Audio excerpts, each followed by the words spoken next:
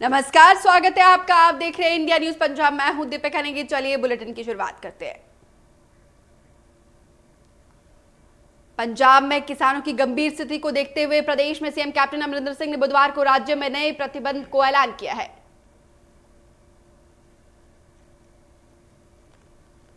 पंजाब के सभी शहरों और कस्बों में फिर से नाइट कर्फ्यू लगाया जाएगा। साथ ही 1 दिसंबर से मास्क नहीं पहनने पर जुर्माना भी दोगुना कर दिया है।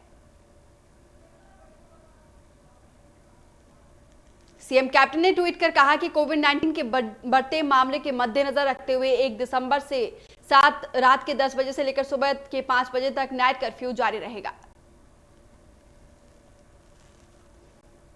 आपको बता दें कि पंजाब के सभी होटल्स, रेस्टोरेंट्स और मैरिज पैलेस रात के 9:30 बजे बंद कर दिए जाएंगे। साथ ही मास्क नहीं पहनने पर 1000 रुपए का जुर्माना लगेगा।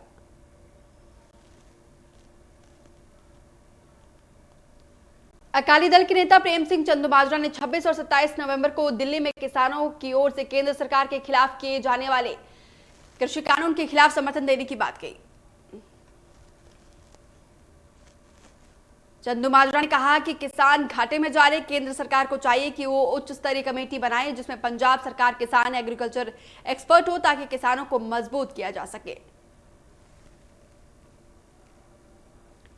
उन्होंने कहा कि पंजाब बचाओ रैली में केंद्र की आंखें खुल जाएगी। साथ ही उन्होंने सीएम कैप्टन पर भी निशाना साधते हुए कहा कि कैप्टन मोदी के साथ मिलकर किसानों को गुमराह कर रहे हैं।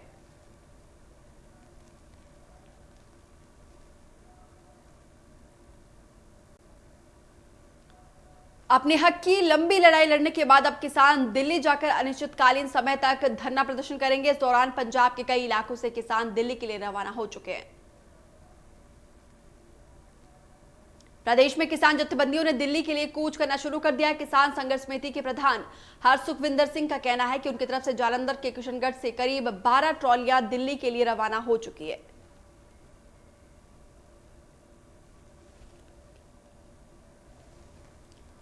दिल्ली चलो किसान संघर्ष के तहत हरियाणा पंजाब बॉर्डर पर स्थित डबवाली और डुमावाली बॉर्डर सील कर दिया गया है। पंजाब के किसानों की हरियाणा में दाखिल होने पर पूर्व पाबंदी लगा दी गई है। वहीं हरियाणा पुलिस के डबवाली डीएसपी कुलदीप सिंह ने बताया कि पंजाब हरियाणा बॉर्डर की 6 कंपनीज हरियाणा पुलिस की तरफ से तैनात की गई है और पंजाब के किसानों को हरियाणा में दाखिल नहीं होने दिया जाएगा।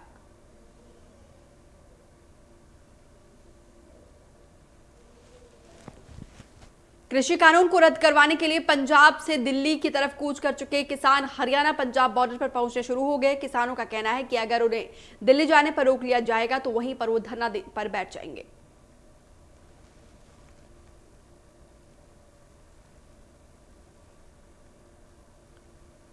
किसानों के दिल्ली घेराव को लेकर कुरुक्षेत्र में कानून व्यवस्था बनाए रखने के लिए पुलिस अधीक्षक हिमांशु गर्ग ने पुलिस अधिकारियों के साथ बैठक की और जरूरी दिशा निर्देश जारी किए।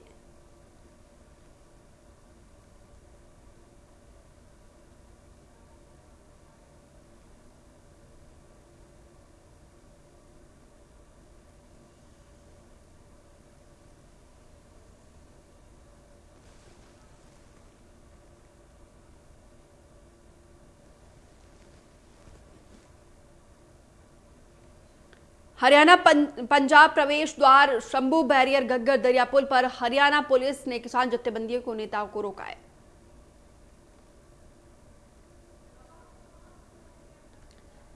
लुधियाना के लाडोवाल टोल प्लाजा पर भारतीय किसान यूनियन कादिया के प्रधान हरमीत सिंह कादिया ने नेताओं के साथ सैकड़ों की संख्या में ट्रॉलियां लेकर दिल्ली के लिए रवाना हुए।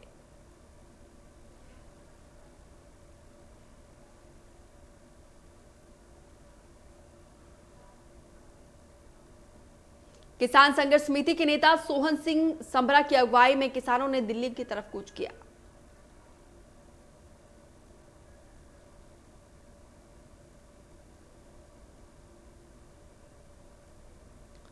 किसानों के समर्थन में समराला के वकीलों ने केंद्र सरकार के खिलाफ अनोखे ढंग से रोष प्रदर्शन किया। वकीलों ने अपने अपने चैंबर्स में किसान यूनियन के झंडे लगाए। बार एसोसिएशन के प्रधान गगनदीप शर्मा ने कहा कि किसान संघर्ष की हिमायत प्रकट करने के लिए वकीलों ने राजनीति को एक तरफ रखकर अनोखा प्रदर्शन किया है।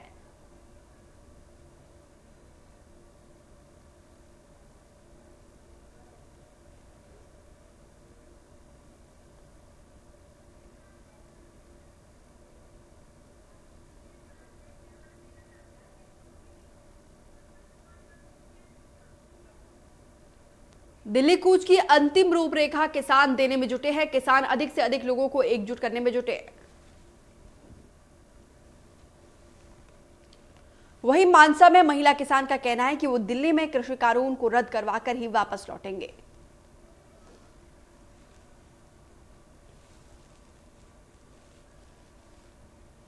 खन्ना के गुरुद्वारा खटिया साहिब कोटा से अकाली नेता की अगुवाई में किसानों ने दिल्ली की तरफ कूच किया।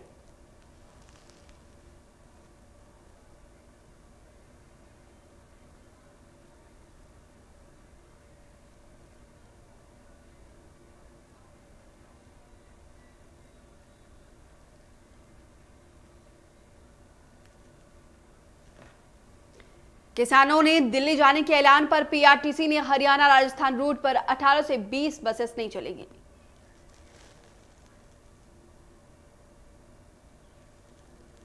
ट्रेन की आवाजाही शुरू होने के बाद यूरिया पहुंचने से किसानों के चेहरे पर मानसा में खुशी देखने को मिली। वहीं किसानों ने सरकार से यूरिया खाद की पूर्ति करवाने की मांग की है ताकि गेहूं की फसल पर इसका कोई असर न हो।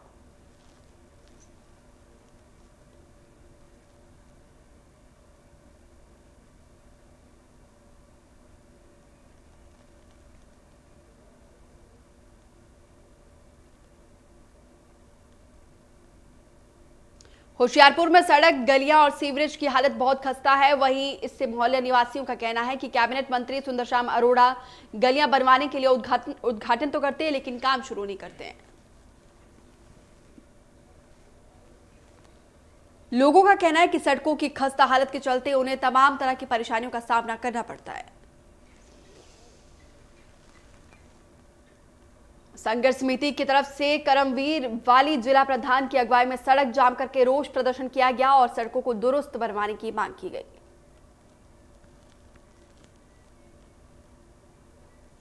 बठिंडा के रिंग रोड पर एक दर्दनाक सड़क हादसा हुआ। सड़क पर अचानक से पिकअप का टायर फट गया जिससे गाड़ी अनियंत्रित होकर पलट गई। वहीं इस हादसे में 4 से 5 लोग जख्मी हो गए। जानकारी के मुताबिक सभी लोग राजस्थान से दरमे की फसल लेकर पंजाब आ रहे थे। मौके पर लोगों ने एम्बुलेंस बुलाकर घायलों को अस्पताल पहुंचाया।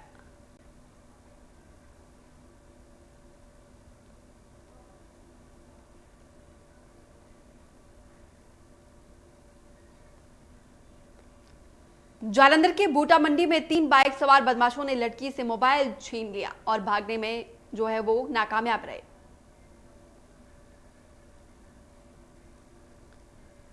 इस दौरान स्नैचर घायल हो गया जिसका नजदीकी अस्पताल में इलाज चल रहा। वहीं पुलिस ने मामला दर्ज करके कार्रवाई शुरू कर दी है।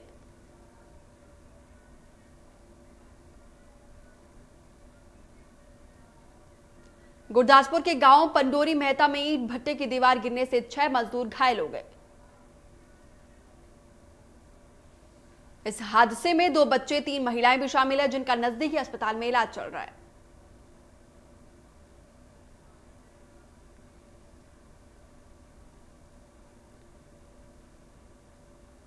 बठिंडा के जीटी रोड स्थित बैंक ऑफ बड़ौदा में सिक्योरिटी गार्ड से अचानक गोली चली और गोली एक युवक को छूकर निकल गई।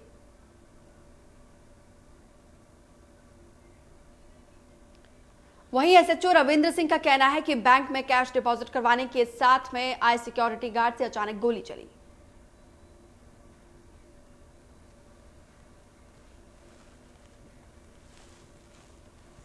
पटियाला पुलिस ने पेट्रोलिंग के दौरान नशा तस्करों को गिरफ्तार किया और आरोपियों के पास से 200 नशीली गोलियां बरामद की।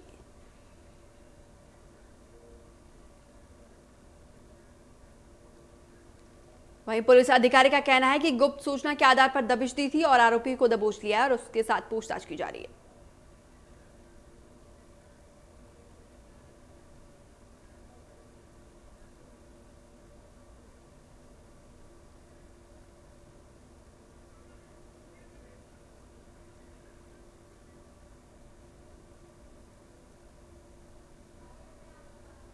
हिमाचल में लगातार कोरोना मरीजों की संख्या में बढ़ोतरी को देखते हुए सरकार ने कोरोना संक्रमितों की पहचान के लिए हिम सुरक्षा अभियान की शुरुआत की है।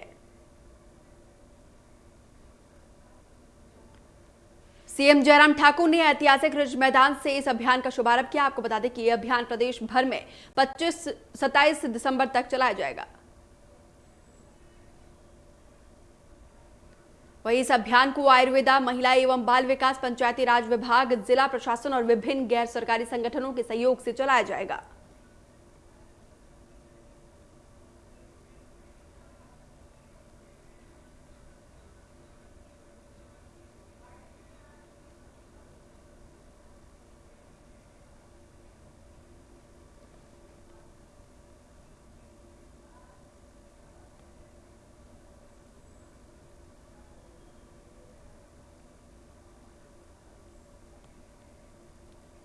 नाहन विकासखंड की 34 पंचायतों को कोरोना से लोगों को जागरूक करने के लिए स्थानीय विधायक डॉक्टर राजीव बिंदल ने 2 जागरूकता वाहनों को हरी झंडी दिखाकर रवाना किया।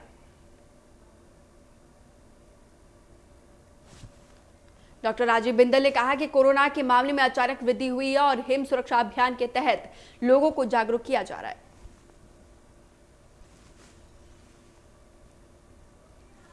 वहीं डॉक्टर राजीव बिंदल ने लोगों से कोविड-19 के नियमों को पालन करने की अपील की।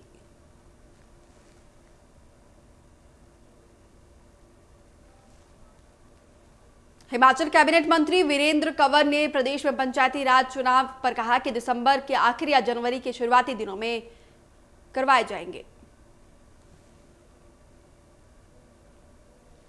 वीरेंद्र कंवर ने कहा कि चुनाव आयोग के दिशा निर्देश के मुताबिक सरकार चुनाव करवाने के लिए तैयार है।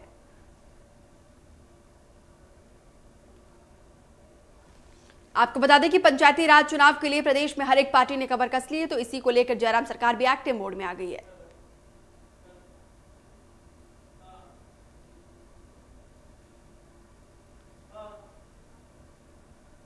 शक्तिपीठ ज्वालामुखी के प्रसिद्ध मुरली मनोहर मंदिर में पंच भीष्म शुरू हो गए। अब दिन रात 5 दिनों तक मंदिर में 101 दीपक जलाए जाएंगे। मंदिर के पुजारी डिंपल शर्मा ने बताया कि पंच भीष्म मनाने की 2 वजह है। एक तो माता तुलसी का विवाह मुरली मनोहर से इसी दिन हुआ था। दूसरी वजह बताते हुए मंदिर के पुजारी ने कहा कि महाभारत काल में जब भीष्म पितामह बाणों की शैया पर लेटे हुए थे, तब उन्होंने पांडवों को 5 दिन तक ज्ञान दिया था। इसी उपलक्ष्य में पंच भीष्म मनाए जाते हैं।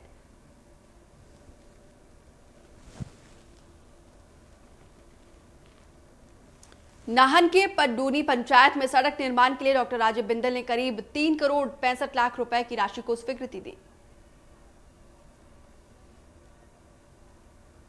विधायक डॉक्टर राजीव बिंदल ने कहा कि पंडूनी पंचायत के करोड़ों रुपए के विकासात्मक कार्य किए जा रहे हैं।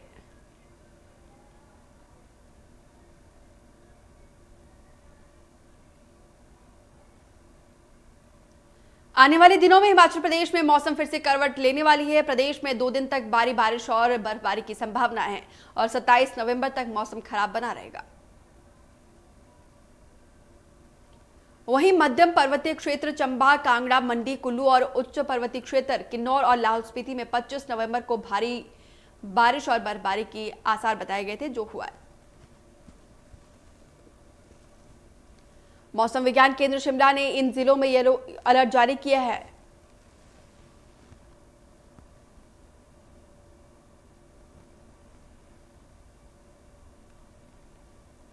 State narcotics crime control bureau Kangra की टीम ने 430 ग्राम चरस सहित एक व्यक्ति को पकड़ने में बड़ी कामयाबी हासिल की।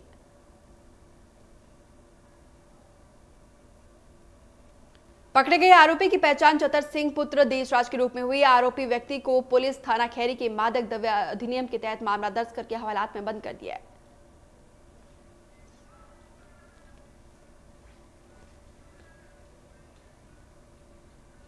कांग्रेस के वरिष्ठ नेता अहमद पटेल का निधन हो गया। अहमद पटेल 1 महीने पहले कोरोना पॉजिटिव पाए गए थे, जिसके बाद से उनका इलाज चल रहा था। अहमद पटेल के बेटे फैजल पटेल ने ट्वीट करके इसकी जानकारी दी।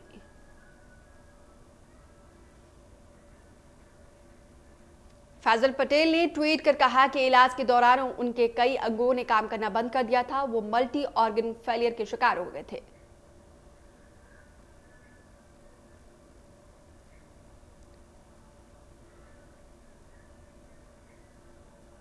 पीएम नरेंद्र मोदी ने अहमद पटेल के निधन पर गहरा दुख प्रकट किया है।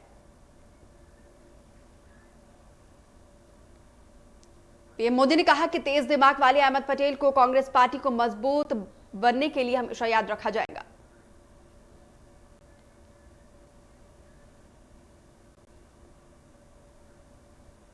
सोनिया गांधी ने कहा कि मैंने दोस्त और सहयोगी को खो दिया है जिनका पूरा जीवन कांग्रेस पार्टी को समर्पित किया है।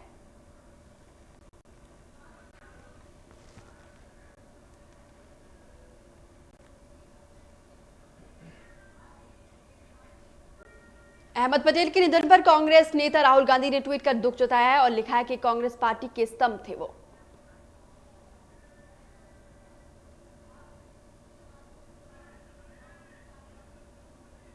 अहमद पटेल को दिग्विजय सिंह ने भी भावभीनी श्रद्धांजलि दी है। बोले, अहमद पटेल कांग्रेसियों के लिए हर राजनीतिक मर्ज के दवा थे।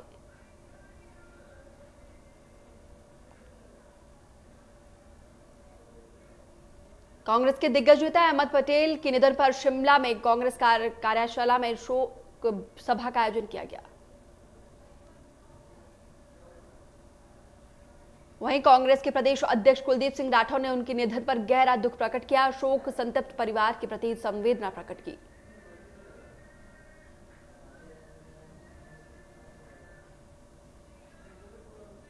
बिहार के पूर्व उप मुख्यमंत्री सुशील कुमार मोदी ने राष्ट्रीय जनता दल प्रमुख लालू प्रसाद यादव पर बड़ा आरोप लगाया। सुशील मोदी ने दावा किया कि लालू यादव जेल से ही बीजेपी के विधायक को फोन कर उनके साथ आने का लालच दिया। सुशील मोदी की ओर से ऑडियो जारी करने का दावा किया गया है और लालू यादव ने जेल से बीजेपी के विधायक ललन पासवान को फोन किया।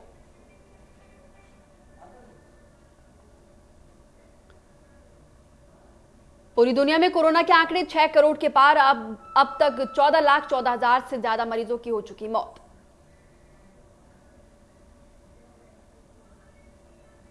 अमेरिका में कोरोना ने जमकर मचाई तबाही। कुल मरीजों का आंकड़ा 1,39,00,000 के पार। अब तक 76 लाख से अधिक मरीज रिकवर।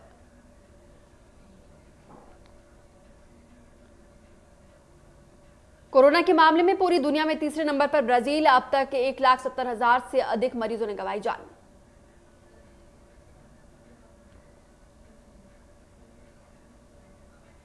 रूस में कोरोना के मरीजों में लगातार बढ़ोतरी हो रही है। कुल मरीजों का आंकड़ा 21,38,000 के पार। अब तक 4,67,000 से ज्यादा एक्टिव केस।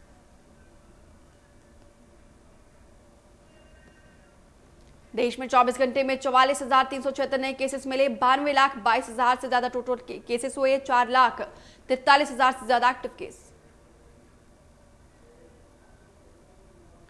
पंजाब में तेजी से बढ़ रहा कोरोना। 24 घंटे में सामने 608 नए केसेस।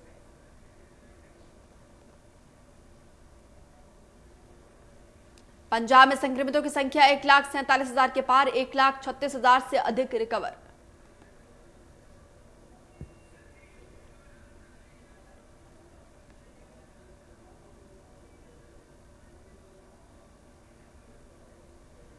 हिमाचल प्रदेश में भी कोरोना का कोहराम जारी है और अब तक संक्रमितों का आंकड़ा 35,000 के पार पहुंचा।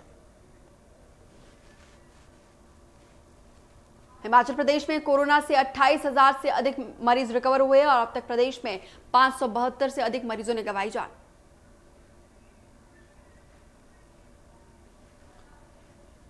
हरियाणा में कोरोना के कुल मरीजों का आंकड़ा 2,22,000 से अधिक। अब तक 1,99,000 से अधिक मरीज हुए रिकवर। प्रदेश में 20,000 से ज्यादा एक्टिव केस।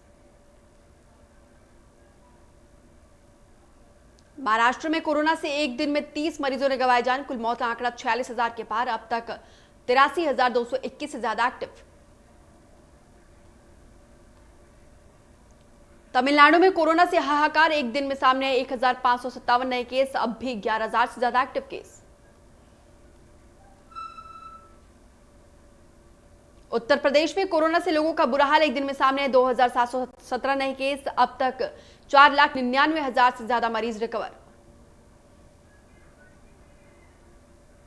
राजस्थान में कोरोना के 25,000 से ज्यादा एक्टिव केस। एक दिन में सामने 3,314 नए केसेस। मरीजों का आंकड़ा 2,50,000 के पार। आंध्र प्रदेश में एक दिन में सामने आए कोरोना के 1085 नए केसेस, मरीजों का आंकड़ा 8,63,000 के पार, 13,000 एक्टिव केस।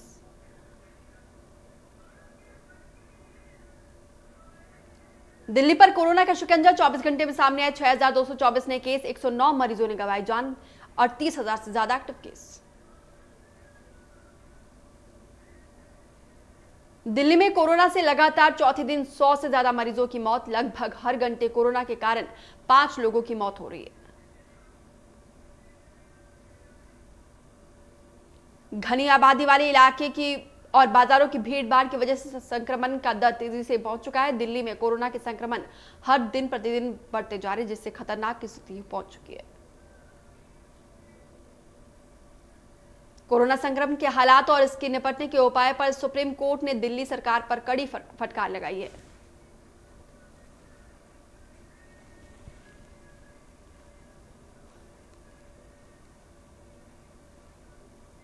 स्वास्थ्य मंत्री डॉक्टर हर्षवर्धन ने कहा कि कोरोना से लड़ने के लिए सरकार और लोगों को जागरूक किया जा रहा है।